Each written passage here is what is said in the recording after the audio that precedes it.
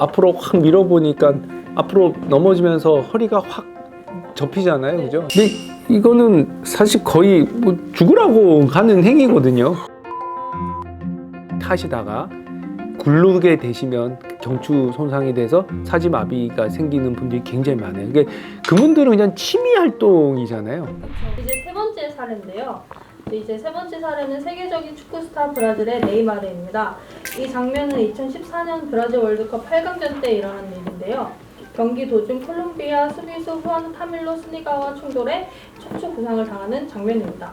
안타까운 게 이 부상 이후에 네이마르는 부상으로 대표팀에서 이탈을 했는데요. 이후 열린 4강전에서 브라질은 독일을 상대로 1대7이라는 스코어로 경기가 마무리됩니다. 이게 보면은 이게 목을 이렇게 확 밀고 나서 앞으로 확 밀어보니까 앞으로 넘어지면서 허리가 확 접히잖아요, 그죠? 뭐 이렇게 되면은 목 쪽에 손상도 있을 수 있고요. 사실 허리가 확 접히게 되면은 그 아래쪽 요추 쪽에 이제 디스크 파열이 사실은 뭐 생길 수도 있죠. 그리고 뭐 당연히 검사를 해보면 이제 골절까지도 사실은 뭐 가능한 상태입니다. 그러면 척추 손상이 됐다는 가정하에 부상의 정도에 따라서 어떤 치료를 받아야 되는지 한번 알려주실 수 있으실까요?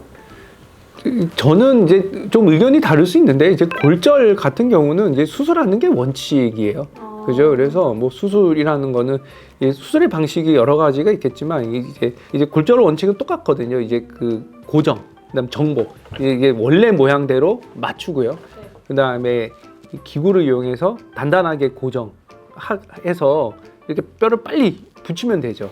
척추형 나사를 삽입해서 빨리 이제 고정을 하게 됩니다. 그죠? 그러니까 뭐 예를 들어서 발목 같은 뼈가 부러지게 되면은 의사들이 고정을 해도 깁스도 해야 되고요. 목발을 써야 되지만 척추는 고정만 잘하면 다음날도 바로 걸어다니거든요.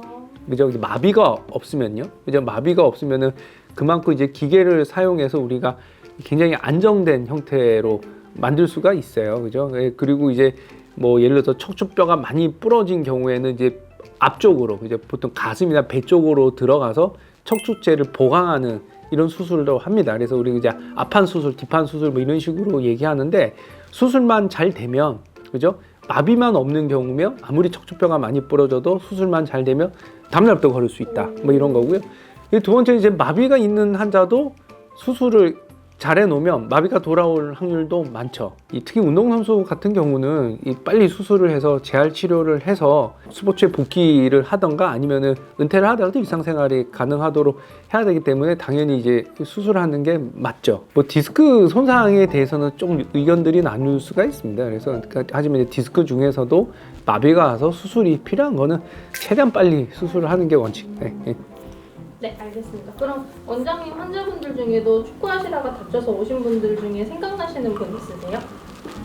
축구가 사실 굉장히 위험한 운동이에요. 그냥 우스갯소리로 이제 그 군대에서 다쳐서 이제 다쳐가지고 이제 그 국가 유공자가 되거나 이제 보훈이 되는 환자들 보면 옛날에 이제 6.25 때 그죠? 그러면 이제 거의 한 100살 정도 되셨겠죠. 그래서 거의 다 돌아가셨고요. 그다음 이제 베트남 참전.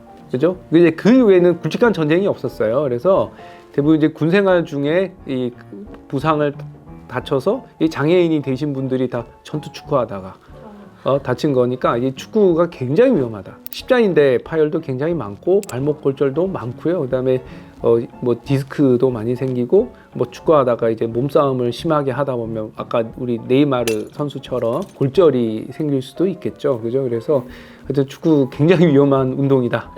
특히 이제 아침에 이제 조기 축구를 많이 하니까 아침에 추운 상태에서 몸이 덜 풀린 상태에서 하겠죠. 그리고 이제 땅도 얼어 있고 그죠? 그래서 굉장히 좀 위험해서 사실은 특히 디스크가 있으신 분들은 좀 축구를 좀 안 하시는 게 좋다라고 말씀을 드리는데 사실 이게 굉장히 축구도 재미있고 중독성이 있기 때문에 좀 담배처럼 끊기가 쉽지 않습니다.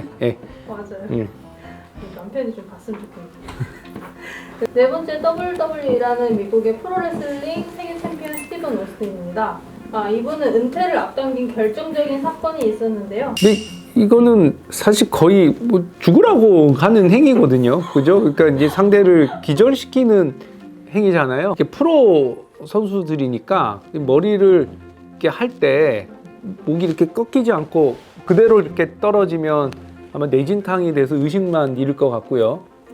그 다음에 이제 약간 이 합이 안 맞거나 아니면 악의적인 의도를 가지게 돼서 목이 아까 그 성룡 떨어지듯이 이렇게 꺾이게 되면은 경추 손상이 생길 수 있습니다. 그죠? 그러면은 이 단순히 의식을 잃는 게 아니고 이제 경추 손상, 척수 손상, 사지마비가 생길 수 있겠죠. 예, 그 일반인들은 절대로 따라하시면 안 됩니다. 그리고 특히 학생 여러분들은 이런 유사한 행위 이런 거를 하면은 절대로 안 됩니다. 예, 예. 그럼 이런 부상을 만약 당했을 시에 어떤 치료를 받아야 되나요?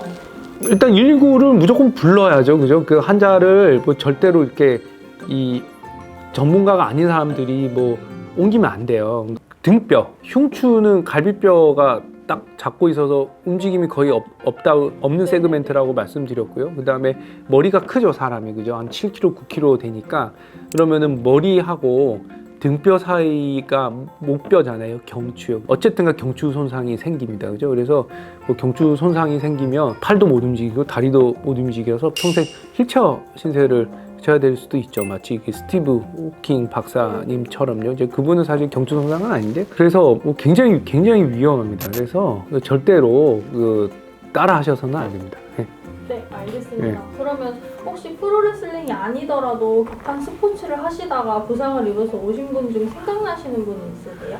사실은 저는 이제 정형외과 의사하고 이제 척추를 보잖아요. 그죠? 그래서 그 환자들한테 말씀드리는 게 격한 스포츠를 하면 결국은 심한 부상을 당해서 큰 수술을 받거나 아니면은 장애인이 된다라고 말씀드려요. 뭐 예를 들어서 자꾸 이제 술 먹고 운전하면 이게 자꾸 운이 좋아서 음주단속 안 걸려도 결국 면허 취소되고 음주 운전자가 되거든요. 그리고 이게 좀 더 쉽게 얘기하면 남자분들 중에 뭐 제 친구들도 그런 분들이 있지만 이게 여자 좋아하는 분들은 결국은 바람 피고 부인한테 걸려서 이혼 당하더라고요. 그죠? 그러니까 그거랑 굉장히 비슷하거든요. 그러니까 이 격렬한 스포츠를 하는 사람들은 그죠? 본인이 운동신경이 좋으니까 계속 하겠지만 결국은 다치게 됩니다. 정형외과 의사 입장에서는 결코 권하지 않아요.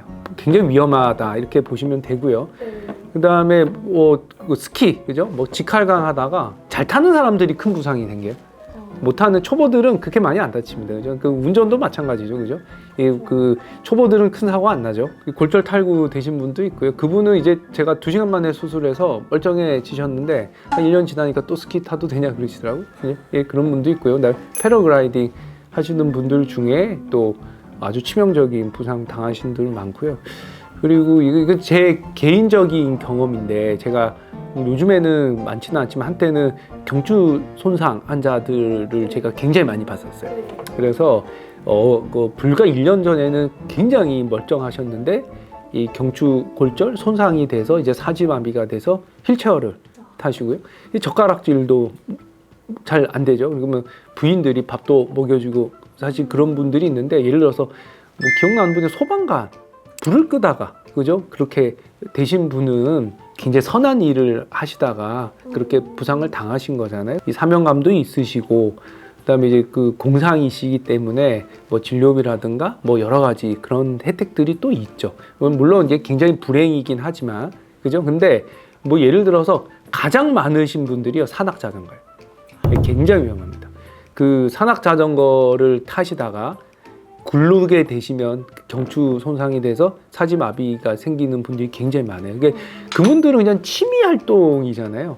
그죠? 그러니까 뭐 일을 하시다가 뭐 산재도 아니고 그냥 단순히 이제 취미 활동인데 그냥 겨우 자전거 이랬지만 제 개인적으로 산악 자전거 굉장히 위험한 것 같아요. 그래서 제 주변에 산악 자전거를 절대로 타지 말라고 말씀을 드리고요. 두 번째는 산악 자전거를 타다가 다쳤는데 누구는 완전 마비가 와서 수술해도 마비가 안 돌아오고 누구는 아예 마비도 안 생기고 응? 누구는 이제 약간 불안전 마비가 왔다 수술해서 거의 정상처럼 돌아오기도 하고 좀 운동이 있지만 본인이 목 디스크가 있거나 아니면 이제 후방 종인대 골화증이라고 해요. 목 안에 이 인대가 이 석회화돼서 이 척수가 좁아지는 병이 있어요. 그러니까 본인이 목 디스크가 있거나 심하거나 아니면은 후방 종인대 골화증이 있어서 목에 이상이 있으신 분들은요, 아주 조그만 경추 손상에도 완전 마비가 올 수 있습니다. 네, 그래서 내가 목 디스크가 있는데 축구를 하러 가서 헤딩을 한다든가요. 내가 목 디스크가 있는데 산악 자전거를 탄다든가, 이런 거는 거의 자해공갈단과 거의 비슷한 행위예요. 그래서 본인이 목이 안 좋으신 분들은 목에 위험한 행위는 하지 않는 게 좋습니다. 예, 예. 안 그래도 이제 날씨가 추워져서 스키를 타러 가시는 분들이 많으실 텐데 꼭 이 영상을 보셨으면 좋겠네요. 이제 마지막 질문인데요. 오늘 영화배우 성룡이 18m 높이에서 목부터 떨어지는 영상, 지붕 위에 등부터 떨어지는 영상, 축구선수 네이마르가 등을 가격당하는 영상, 레슬링 선수 스티븐 오스틴이 거꾸로 머리부터 바닥에 찢는 영상까지 총 4가지 영상을 보셨는데요. 이 4가지 영상 다 너무 특수한 상황이긴 한데 혹시나 이제 원장님께서 내가 하나를 경험을 해야 된다면 전문의 입장에서 가장 겪고 싶지 않은 부상은 어떤 것인가요? 첫 번째, 성룡에 이렇게 목부터 떨어지면서 목이 꺾이는 게 가장 좀 위험해 보여서요. 가장 겪지 않았으면 하는 거고요. 그다음에 네 번째 같은 경우는 굉장히 무서운 분이 저를 끌고 저걸 하는 거잖아요. 그래서 이렇게 무서운 분을 보면 네. 36개 주랭랑을 치는 게 가장 좋을 거다. 뭐 이렇게 네. 생각이 듭니다. 네. 사고잖아요, 그죠? 예기치 못한 사고고요, 그죠? 사고는 뭐 일어났을 때 어떻게 대처하는 것도 중요하지만 예방하는 게 굉장히 중요합니다. 앞에 이 영상에 나오신 분들은 프로들이잖아요. 사실은 이런 위험한 행위를 했을 때 또 본인의 가치도 올라가고 또 돈도 많이 벌게 되니까 위험을 감수를 하시지만, 그렇지 않은 경우에, 그죠? 위험한 이런 스포츠 활동, 그다음에 위험한 행동, 이런 것들은 절대로 하지 않는 게 구독자분들을 위해서 절대적으로 필요하다. 네? 그래서 위험한 활동, 위험한 스포츠 활동은 피해라. 네, 이렇게 오늘 말씀드리고 싶습니다.